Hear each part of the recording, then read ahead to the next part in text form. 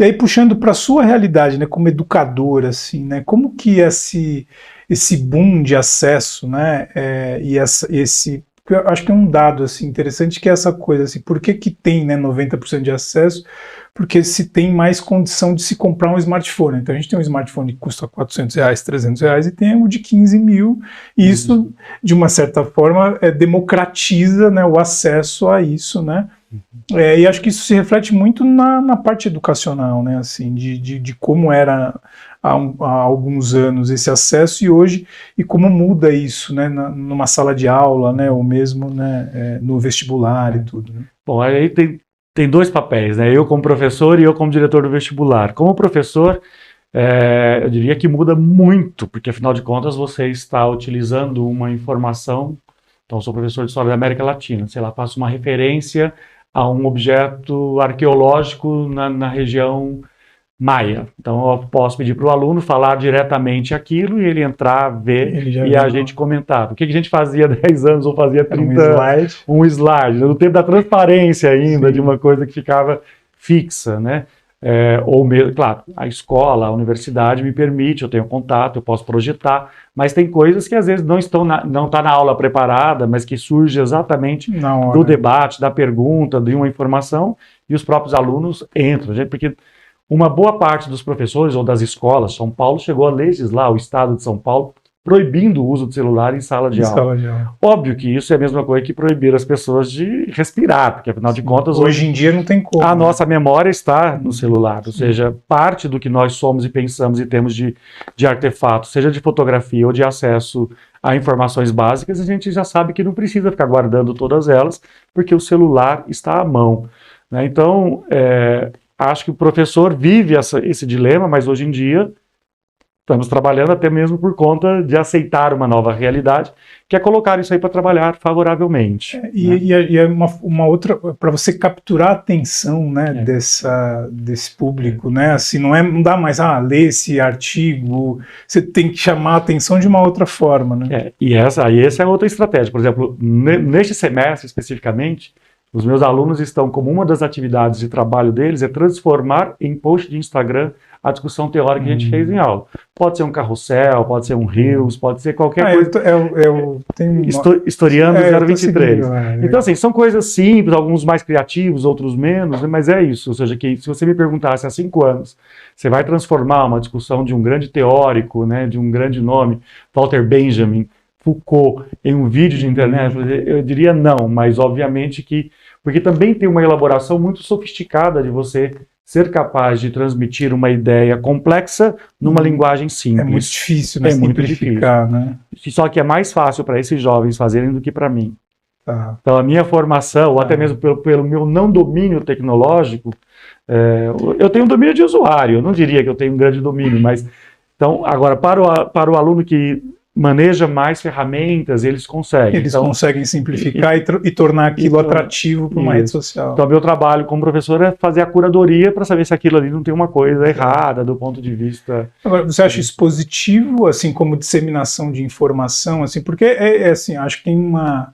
Depois, um pouco mais para frente, eu vou abordar esse tema, assim, que é assim, o impacto positivo e o negativo todo esse acesso, assim.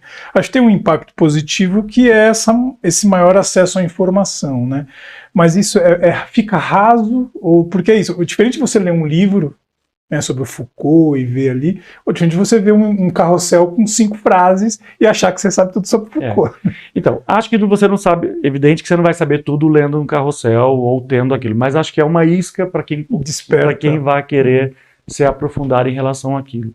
Agora tem uma outra realidade, o tipo de formação que se tem a nova geração é diferente da minha, é diferente da sua, né? Então, tem uma questão que nos desafia hoje em dia, que todo mundo quer a informação imediata. Sim. Imediato é sem mediação. Sim. Ele quer pegar de uma coisa e para que serve isso? Então, algumas perguntas que no meu campo, na filosofia, na história, ela era a própria justificativa do meu campo existir. Então, para que serve? Então, essa pergunta do para que serve é que a utilidade não é tão evidente. Mas você precisa ter essa bagagem, essa formação, trazer isso da sua cultura.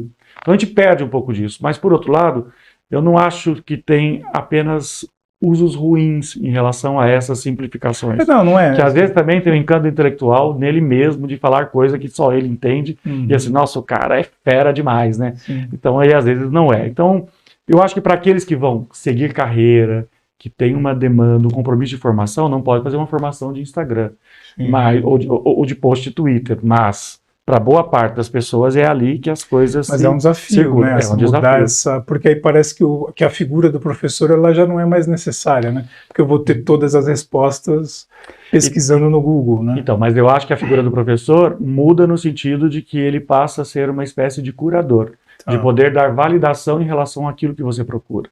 Da mesma maneira, você também tem uma dor, você primeiro antes de ir ao médico, até porque vai demorar uma consulta, você dá lá o seu Google e você fica às vezes em pânico, desnecessariamente, até que você procure um médico que vai dar a chancela em relação àquilo. Então acho que os professores mudam um pouco porque não tem como fazer uma formação ignorando redes, ignorando acesso à internet. Então a formação hoje em dia passa por essa experiência e, consequentemente, acho que educar hoje, na educação básica, o principal desafio que nós temos é educar para que as pessoas saibam processar a informação de uma forma qualificada, para não aceitar qualquer discurso negacionista, por exemplo. De pesquisar aquilo, porque você joga, você vai encontrar tudo na internet. Você vai encontrar terraplanistas, você vai encontrar gente usando vídeos bem editados para dizer, olha, não é... Ora, não é... Então, saber esse filtro, aí é o papel da escola. Então, e que eu acho que a nossa escola aqui no Brasil, ela ainda é bastante acanhada nesse trabalho. Coisa que, por exemplo, em escolas na Finlândia, na Noruega, isso é parte do componente curricular, que é a mesma coisa que antigamente você não tinha que aprender a ler o texto, ler interpretando o texto. Agora você tem que fazer isso aquilo, né? Validando por outras balizas. Eu acho que essa é uma transformação educacional profunda, né? Assim, porque e isso tem sido discutido ou não? Isso é muito incipiente. É muito incipiente. E porque daí também tem os lugares em que, obviamente, a moçada, problema de ser professor, o adolescente do primeiro ano do ensino médio vai ter sempre 14 anos. E eu comecei dando aula com 20.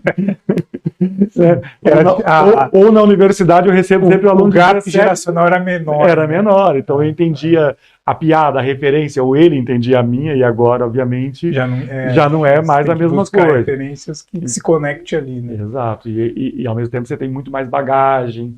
Então, nesse sentido, eu acho que às vezes há professores e professores, obviamente, sempre houve, não é agora, né, mas a abertura para as tecnologias é algo muito delicado dentro das escolas, porque a visão é bem conservadora. Ainda é muito conservadora. Ainda é muito conservadora.